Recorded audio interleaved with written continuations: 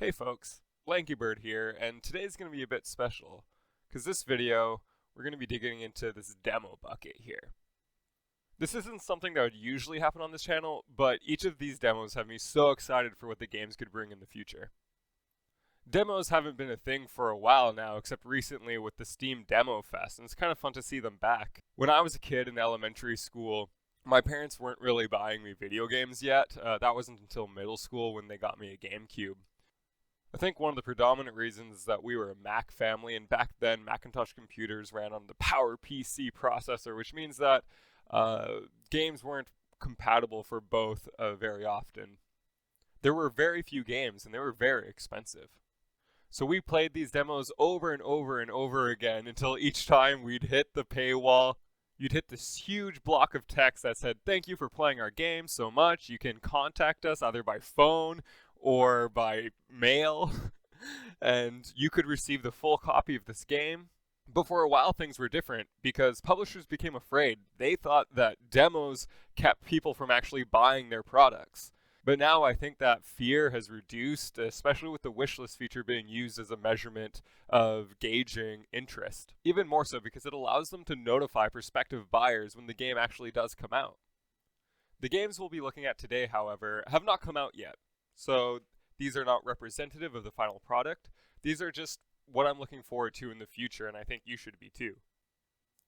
This first one is definitely the roguelike deck builder that got the most attention during the last Steam Demo Fest, Beneath Oresa. It looks like there's going to be a lot of opportunities for differences between run to run. You pick a main character out of a particular house, and then you pick a secondary character that acts as a backup, providing different team building options. When you get to certain spots on the map, you will be able to choose between, healing or increasing your teamwork. And this gives buffs over the run. I think the first thing you notice in this game is the dynamism of it. As you play cards, you move and your character animates the card being played in a way that I've never really seen before. There's a flow to it. And it creates a strange thing where because it goes into the slow motion and back out as you play. And so the faster you play cards, the faster you use your sword and move through these animations. It creates this impulse to play the cards faster so that you look cooler. I'm not quite sure how I feel about that. I foresee it causing a lot of misplays for me. The main character in this demo has a retribution system. As you build up your zeal, which can be done by not playing cards, but actually discarding them, which is interesting because is it more beneficial to not use this card, instead build up your zeal, or vice versa, which is certainly an interesting decision point. So you build up your zeal, which allows you to eventually be able to counterattack. The first attack you will receive during the enemy's turn will be cancelled out, and then you will deal retribution damage, something else that you've been building up as you've been playing other cards. I love this sort of Baroque aesthetic where it's technology and medieval and probably like recovered things. There's always a really exciting aesthetic for me. Well, you'll notice a major dynamic of this game is the two different zones that you'll be playing between. There's cards that interact in very specific zones. There's characters that get buffs based on what zone they go back and forth between. The main mechanic of this character seemed to be this zero-cost smite. You're playing cards in order to get it into your hand. You're using cards to return zero-cost cards, so then you can play smites, and you're trying to play as many of these zero-cost cards as possible. In this demo, I didn't see much of an opportunity to try out different strategies. I'm hoping that it's more than just one strategy per character, but we'll just have to see. Unfortunately, the demo does not have a boss to fight, because I think these games hinge on all the pieces kind of working together. It's frustrating when the normal fights are boring, but the bosses are great, or vice versa, where, fight to fight, it's pretty alright, but then the bosses are just obnoxious and arcane. The second game we're looking at is Nitro Kid. It looks like there's 3 different characters you'll be able to play as, though the portraits haven't been shown for the other ones, and that there will be different loadouts that you can bring into individual runs. The aesthetic is really on point. I like the 80s color scheme. I'm not sure about this cassette tape motif. It reminds me a lot of Katana Zero. They start you on the 2nd floor, and they give you 3 different options of the sorts of decks you could have built by now.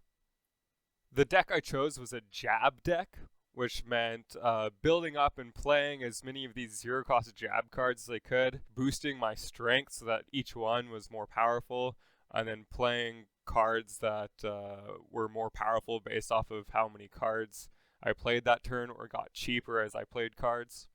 The most difficult thing to get used to in this game is most of your attacks target everyone adjacent to you. And so a lot of the game is positioning yourself to make the most use of that. Most rooms have a particular target. Like this room has 3 enemies, and it'll keep spawning enemies even though I only have to kill 3 of them. Some rooms it is the elite boss that you have to beat. The big conceit of this game is Nitro. As you go through floor by floor, you rescue these Nitro kids, and that gives you these particular abilities that you can see on the left side of the screen here that can really turn the tables in a fight and push something that was maybe about to just kill you into your favor. As you can see, I got this really powerful Nitro ability, which was just, it deals damage to everyone in the room. But it has limited charges. And so then there's opportunities throughout a run in order to increase charges, or you spend charges in order to get a certain narrative outcome. Overall, a good distinguishing mechanic. There are single target cards that have the advanced keyword, and this allows you to move and approach and attack someone in the same card. However, it's unclear sometimes, I think you can only move in a straight line. It can be unintuitive sometimes of what you're exactly allowed to do with a particular card. The map is completely linear, which I don't mind. That's one less thing to think about, and it moves you from battle to battle faster.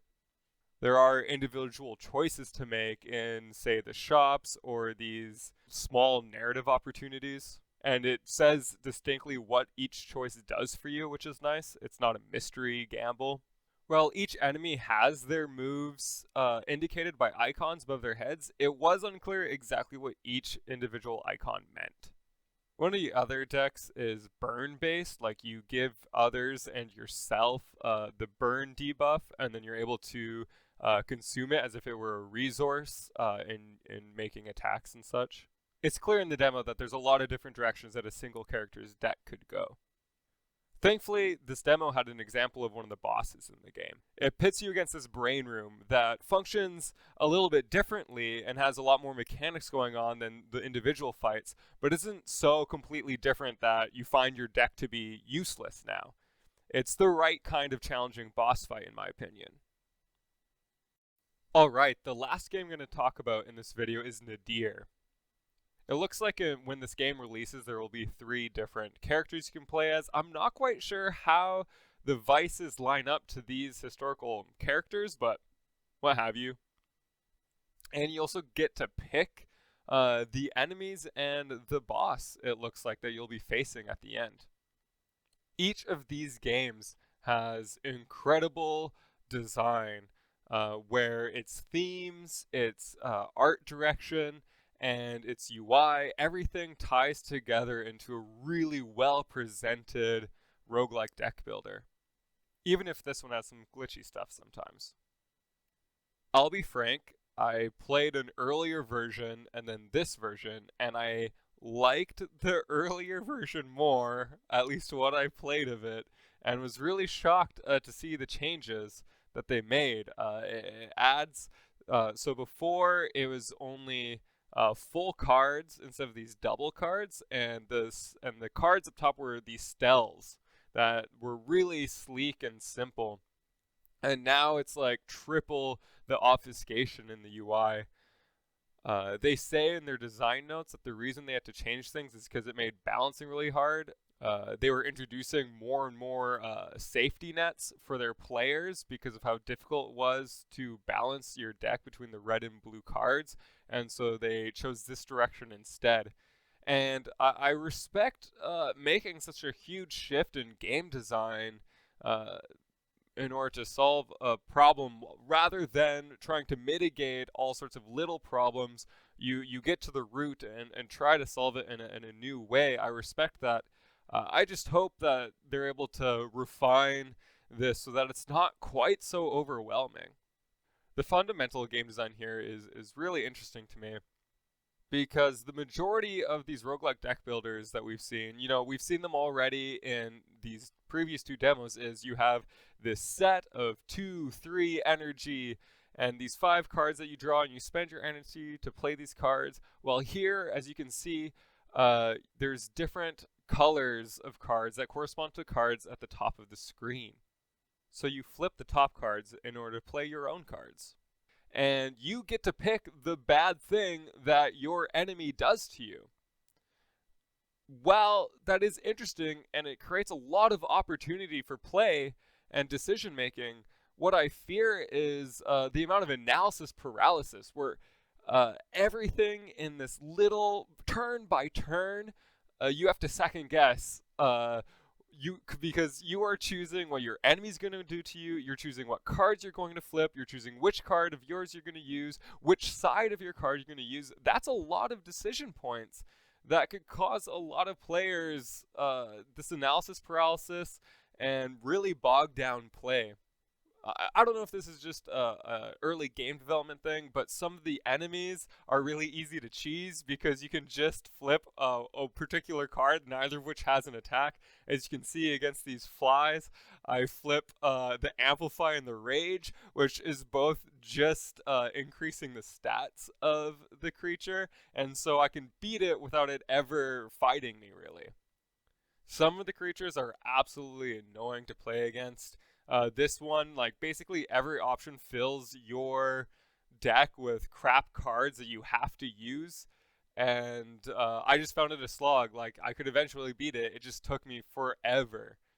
Your artifacts are fairly limited, as you only have particular slots you can fill with these dead people that give you bonuses and debuffs appropriate to the buffs. So I don't suspect too many, because like at the end of a Slay the Spire run, you can have 30 different artifacts that are all doing crazy stuff, where it seems to be a lot more limited in this game. The big thing that they've played into with this recent design decision is to be able to craft your own two-sided cards, which I think has some cool opportunities. However, in the demo, I didn't see more than, 3 or 4 of each cost type. There's some finicky, like, movement stuff where it's hard to get back to your layer when the mouse wheel scrolls. I'm sure all of these things will be fixed in the final product. It's just like these little things, though, that can flip a project from being just another of many roguelike deck builders to one of the ones to really pay attention to. And honestly, this is the only one in the video that I think is on the fence that could go either way. Thanks for joining me through these demos. If you liked this video, make sure to hit the button that says so. If you've played these demos, let me know your thoughts in the comments. You can subscribe if you'd like to see me play through more of the large backlog of roguelike deck builders I have. And yeah, catch you around. Bye.